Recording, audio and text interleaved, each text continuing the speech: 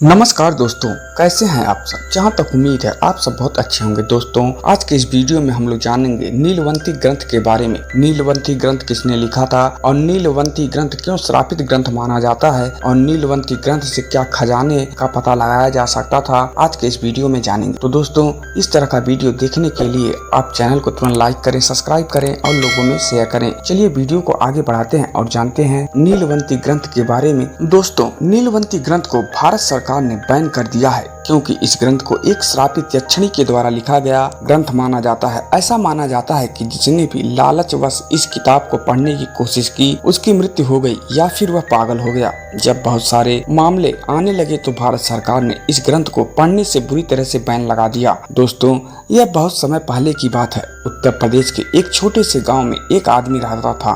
उसकी एक पत्नी और एक छोटी सी बच्ची रहती थी।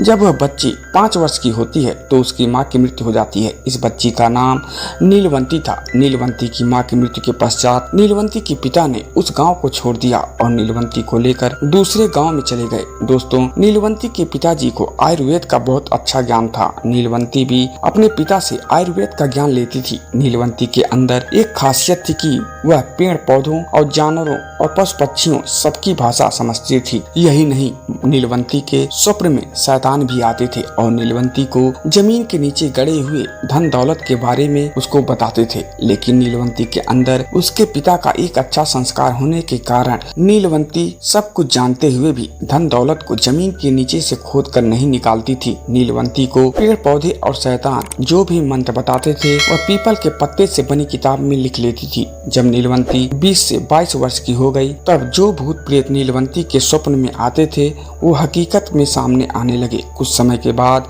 नीलवंती को पता चलता है कि वो एक श्रापित यक्षिणी है जो कि एक श्राप की वजह से इस दुनिया से बाहर नहीं जा पा रही है। उसे अपनी दुनिया में वापस जाना था। यह सब बात वह अपने पिताजी को बताती है। तब उसके पिताजी उससे कहते हैं कि बेटी, यदि तू इस दुनिया की नहीं है और किसी श्राप के कारण तू इस दुनिया में फंसी हुई है तो मैं तुझे नहीं रोकूंगा, अतः तू स्वेच्छा से यहाँ से जा सकती है। फिर नीलवंती उस गांव को छोड़कर जाने लगी कि रास्ते में उसे एक व्यापारी मिलता है। अतः नीलवंती उस व्यापारी से दूसरे गांव में जाने के लिए कहती है क्योंकि नीलवंती को एक अच्छी आत्मा ने बताया था कि यहाँ से 35 मील की दूरी पर तुम्हें एक गांव मिलेगा और उस गांव में तुम्हें एक बरगद का पेड़ मिलेगा। वहीं से तुम्हें अपनी दुनिया में जाने का रास्ता भी मिलेगा। इसके अलावा तुम्हें अपने रक्त के साथ साथ पशु पक्षियों की भी बलि देनी होगी। इसी को ध्यान में रखते हुए वह नीलवंती उस व्यापारी से उस गांव में चलने के लिए कहती है।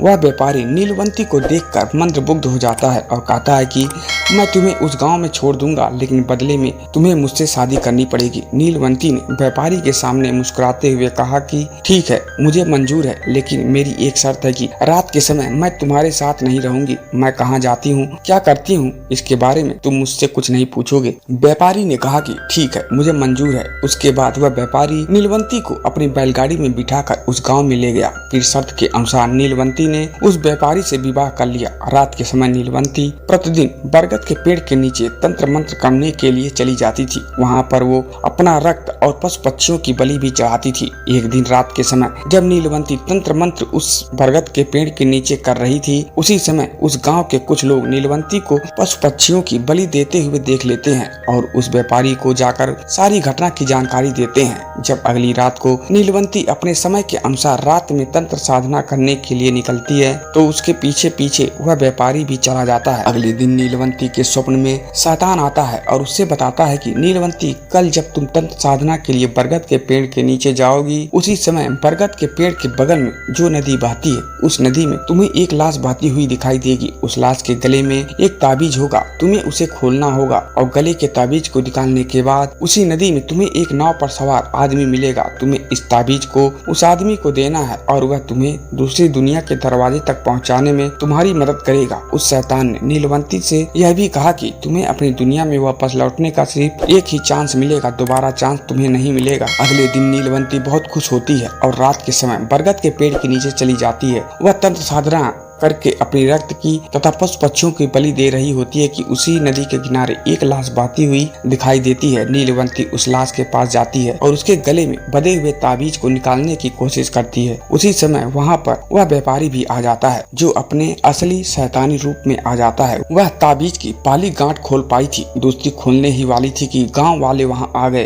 और नीलवंती को नरभक्षी समझकर कहने लगे कि ये दोनों शैतान हैं, ये दोनों तो सभी गांव वालों को मार डालेंगे, अतः इन दोनों को मार डालो। सभी गांव वालों ने अपने अपने हथियार लेकर दोनों को दौड़ा लिया। नीलवंती तो बच गई, लेकिन गाँव वालों ने उस राक्षस को मार गिराया। राक्षस होने की वजह से वह दोबारा जीवित हो उठा और नीलवंती के पास जाकर बोला कि तुम मुझे ये किताब दे दो जिसमें तुमने मंत्रों को लिखा है और मुझे कुछ नहीं चाहिए। तब नीलवंती ने सोचा कि यदि यह किताब या शैतान को मिल गया तो यह दुनिया के लिए अनर्थ साबित हो सकता है। अतः नीलवंती ने उस किताब को श्रापित करते हुए यह कहा कि जिसने लालच में आकर इस किताब को पूरा पढ़ लिया उसकी तुरंत मृत्यु हो जाएगी और जिसने इस किताब को आधा पढ़कर बीच में छोड़ दिया वह पागल हो जाएगा। यह कहकर नीलवंती उस किताब को लेकर भाग गई। उसके बाद नीलवंती का आज तक कोई पता नहीं चला कि वह कहाँ गई। कुछ समय पश्चात वह किताब एक साधु को मिलती है। उस साधु के मन में किसी भी तरह का कोई लालच नहीं था। चूँकि वह किताब दूसरे भाषा में लिखी गई थी, अतः उस साधु ने उसे सरलतम रूप से अनुवाद करके लिखा ताकि सबको समझ में आ जाए। तो यह कहानी थी नीलवंती ग्रंथ की। तो दोस्तों, आपको हमारा यह वीडियो कैसा लगा आप हमें कमेंट करें और चैनल पर नए हैं तो चैनल को लाइक करें, सब्सक्राइब करें और लोगों में शेयर करें। धन्यवाद।